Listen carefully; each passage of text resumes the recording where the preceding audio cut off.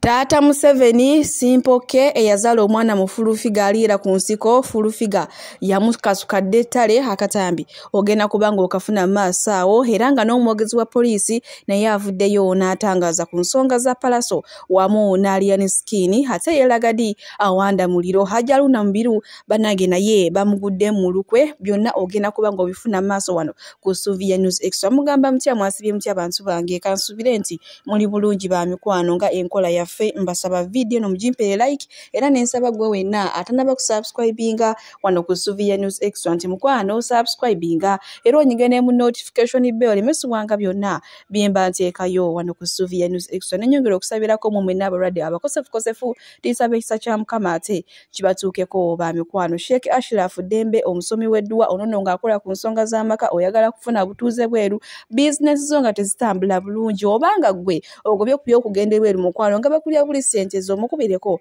enamba y'essimu era wate wama akusomera eddua era nga tulina n'aba BF Suma bajja bisadagala lya butonde bakubireko munange sigenda kuliza era nga nkutandise ne Taata Museveni Simpoke abanjiri bamukazaako naye nga balina omwana ye ne Fulufiga omwana gwe bayita Museveni munange avuddeyo akatambi kalina maaso awo ng'akaaba amaziga amayitirivu ennyo ng'ennyaanya munange oluvannyuma lw'okwekalakaasaako n'agamba Fulufiga kimala mpa omwana wange Fulufiga ensonyi ezifudde obusungu omwana yamukasuka ttale era wenjogerera Simpoke ali eyo mutale munda musajja wa taate je yekwese era nina wano maaso ngagamba lwaki nze nga nze Omunnayuganda nzigwerwako eddembe ate nga njagala nange wenkanya ku mwana wange Museveni gwe nazaala ne Fulufiga era takomyoko nina ne bu audio bwampeereza ng'asikanga n'omuguwa ne Fulufiga.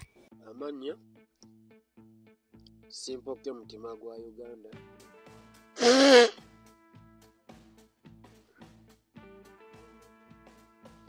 amanya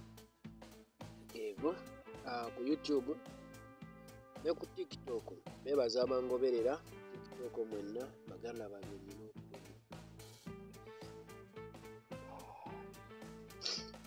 bakulisayo Mukama yebalo bayisa mwaka yambasabira omwaka guno gubeerera n'ebasanaye baganda banyisabireko ne kuzino ira ku nsiko Fulufiga yanteekako ekitapula naye nga nange neetaaga bwenkanya ng'omuntu simanyi naye nsaba ekintu kimu naye kuba ye audio bannaye obujulizi bonna mbutaddeyo ku YouTube channel yange basaba muteekemu Simpoke mutima gwa Uganda ku YouTube butaddemu audio ng'ayogera nange ebigambo n'eki kyayagala mbeere mulamu kibwanjagaliza Fulufiga yandoga kyobulina omanya mu audio ezo ogenda biwulira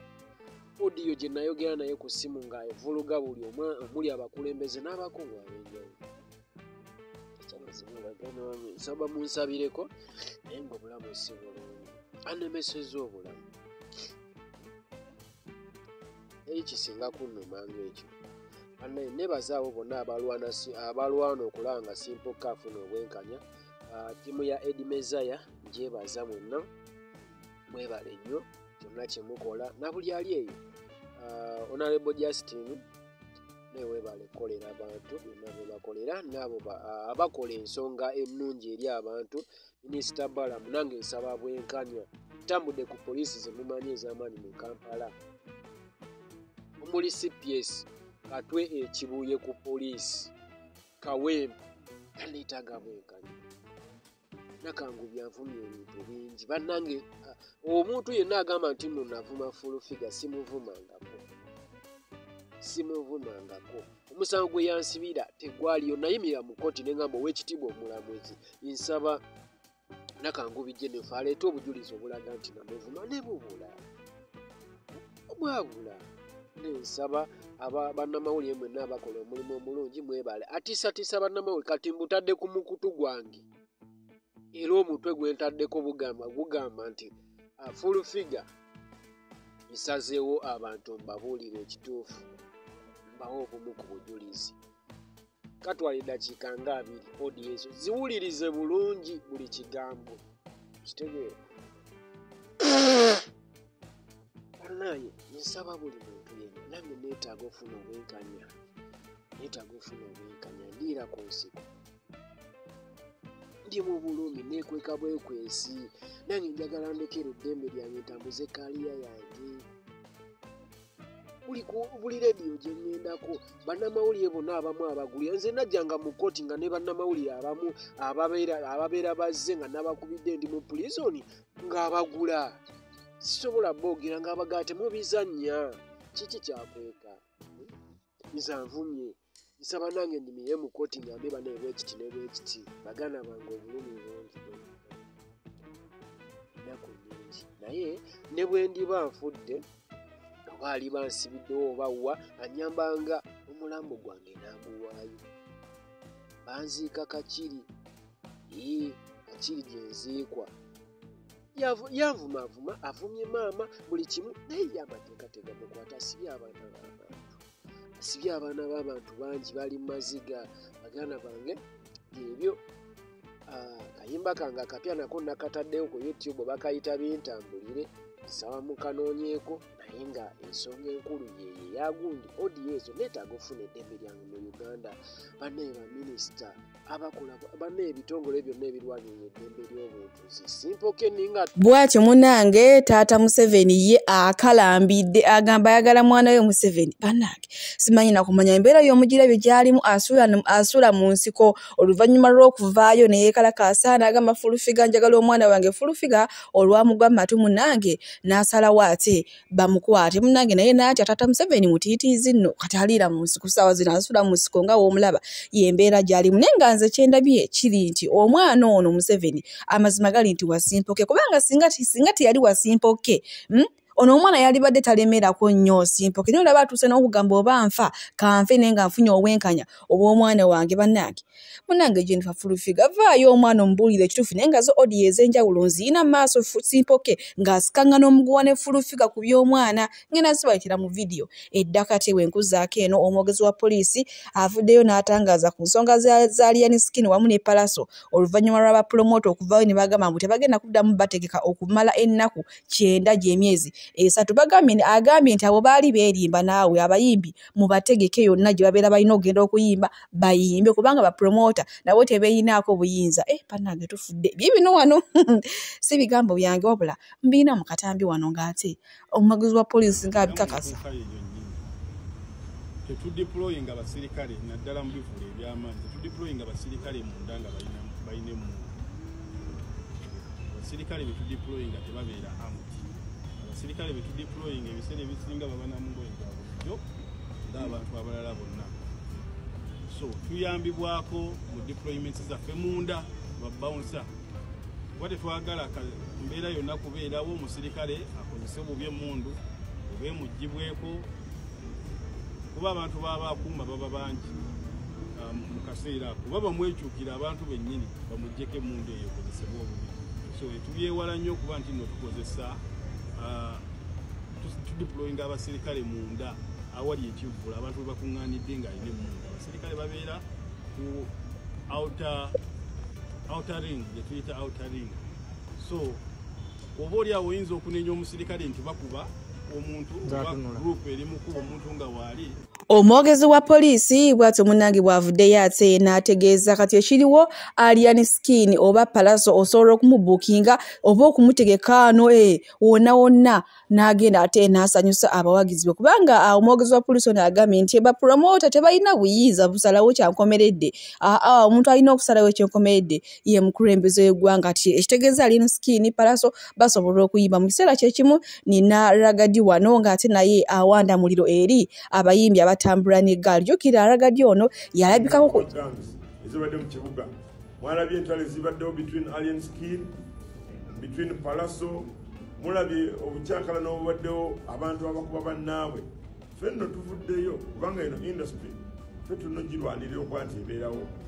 abantu abalumiziddwa nga bali mu mbuuka abantu abalumiziddwa nga bali mu mpere abantu abalumiziddwa nga bali mu maka gaabwe twagala ebyo bikome okuva olwaleero era mu kyo tutudde n'aba stakeholders aba industry ba promoters abayimbi netutula ne abatunda ebintu mu bivulu netutula ne ba bouncers abakuuma abayimbi n'abakuuma n'ebintu by'abantu era twogera n'abakulu abapoliisi abantu security okulaba nti ekintu kino tekiddamu fetwagala kubeera ekintu kye bayita eggaali mu show twagala kwera insanity oba empisa embi mu bivulu kubanga abantu ababonaabona mu bivulu oluusi babe tebagenze kubonaabona baba bagenze kunyumirwa ebivaamu ne biba bibi si nyingi nnyo nga twagala bagamba gangizimu oba okuŋŋaanya eggaali okuva olwaleero tugenda kijjirawo ddala mukulu batambuze badde njagala osoma resolutions etutuuseeko okuba nti meeting ene badde very official and they have to know. Ebya Palaso na Alien Skin hatao wetutuuse bantu bange bwetweyongerayo ne Hajji Haruna Mubiru onono bamuyisizaamu eggaali jjukira kikakasiddwa nti omwami Ssaanya okuva we yava mu kkomera abadde asula ku wooteri za mukulu ono Hajji Haruna Mubiru era nga kigambibwa nti bw'abadde asinziirira okukola ebikolobero mbu era katambi ngenda kubanga nkatuusaako mu maaso wano era ne bagamba nti Hajji Haruna mukwano gwa Alien Skin nfaafe kyokka bulijjo nti Alien Skin akola effujjo tukanogenda ku kitebe kya Nuupu naye nga Hajji Haruna ye talina kyasobola kukola kikumugambako kati ne weebuuza ebya Hajji Haruna n'entalo za Palaso na Alien Skin bikwataganira luddawa. Omanyi Katonda talyanguze ate Katonda teyeebaka nga tukyanoonya abantu abali mu kutulugunya bannayuganda n'okubavumirira abasajja nga bano ba Hajji Haruna Mubiru tetulina kubattira ku liiso. Nawuliza statement za Ssaanya zonna ono yategeezezza nti bamupangisiza ku hoteri ya musajja mukulu ono Hajji Haruna Mubiru era kwabadde asula emmere kwagiriira buli kimu kwakikolera. Kino kitegeeza ki?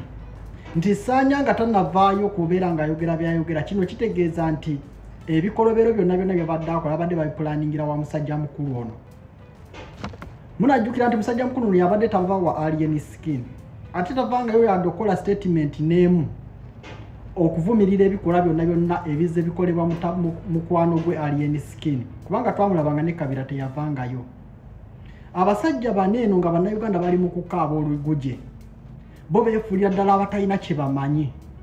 Bwe bategeka ebivulu bayita bannayuganda, bwe bagulawo amawoteeri gaabwe bayita bannayuganda babawagire. Ninga bannayuganda bali mu kukubibwa mu bivulu, bannayuganda bali mu kunyigirizibwa mu mbeera zonna abasajja bano beefuulira ddala abali innocent abatalina kye bamanyi. Nyinza okugamba nti eno business naye tosobola kusengusa oba kusenza muntu mubbi wa lulango oba muntu mukozi wa bikolobero ng'omumanyi. Kino kitegeeza nti state ekolagana butereevu n'abasajja nga baneeno ba Haruna Mubiru okuvangayo okubuguyaza bannayuganda obutavangayo kwogera ku nsonga zinyigiriza bannayuganda ate nga bannayuganda be mu kuŋŋwanyamu ssente. Nolwekyo tuba tuvumirira abantu abali mu kutukolako effujjo. Abasajja nga bano ba Hajji Haruna Mubiru tetulina kubaleka mabega. Basajja bayina enkwe, basajja be bali emabega w'okutulugunya bannayuganda.